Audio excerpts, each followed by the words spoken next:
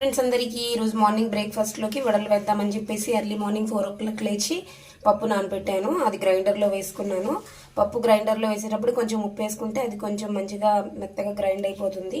దానిలో మసాలా కోసం అని చెప్పేసి ఆనియన్స్ చిన్న చిన్నగా కట్ చేసుకున్నాను. అలాగే కొంచెం కొత్తిమీర, పచ్చిమిరపకాయలు చిన్న చిన్నగా తరుక్కున్నాను. అలాగే కొంచెం అల్లం తురుముకున్నాను. ఈ విధంగా అల్లం తురుముకొని వేసుకోవడం వల్ల మంచి మసాలాగా అనిపిస్తుంది. ఇప్పుడు వీటిని దీనిలో వేసుకొని మిక్స్ చేసుకుందాం.